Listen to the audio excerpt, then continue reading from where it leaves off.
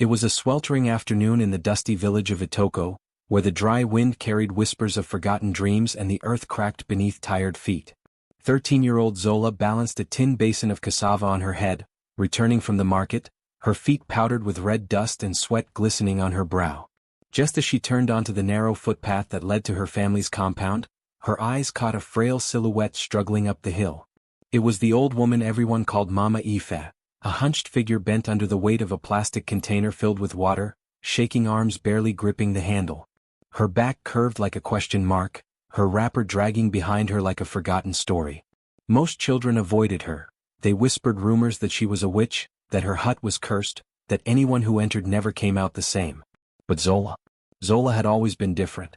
She saw something in the woman's eyes, loneliness, not wickedness.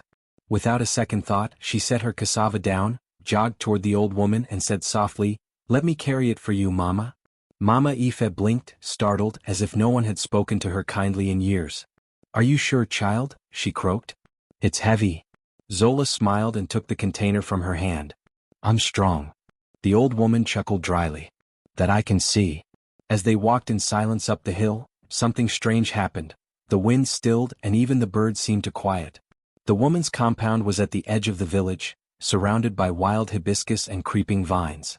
Her hut, though worn, was intricately decorated with ancient carvings Zola had never noticed before, symbols that pulsed faintly with color under the sun.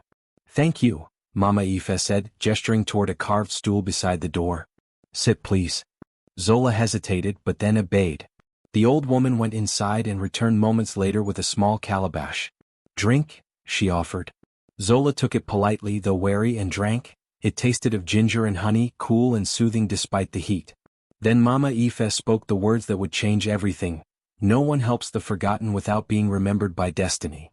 Zola didn't understand at first, but she felt something shift in the air, something deep, ancient, and powerful.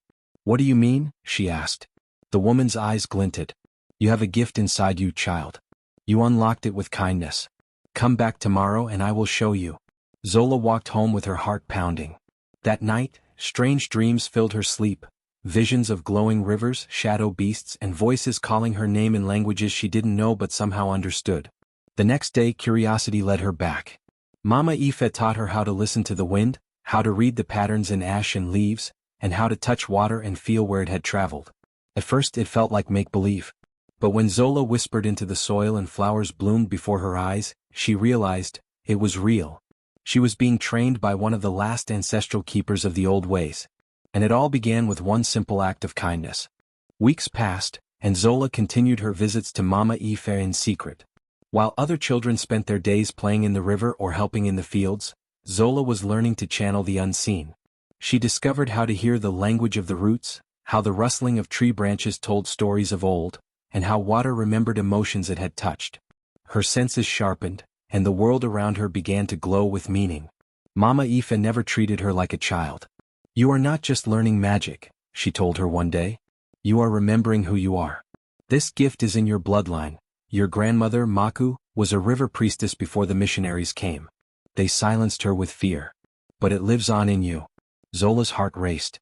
She had always felt out of place in her own family. Her mother often scolded her for wandering, her father barely acknowledged her, but now things made sense. She wasn't strange. She was chosen. One afternoon, Mama Ife led her deep into the forest behind the village, where the trees formed a circle around a stone well hidden beneath moss and flowers. "This is the womb of waters," she whispered. "Speak into it and it will show you what you need to see." Zola knelt and whispered her name into the well. At first nothing happened. But then the surface shimmered and images began to form. Her village in flames, men in uniforms dragging people out of their homes, her own parents bound and crying. Zola gasped. This hasn't happened." Mama Ife's face was grim. "Not yet. But it will." She explained that a foreign corporation had bribed the local chief to sell the land.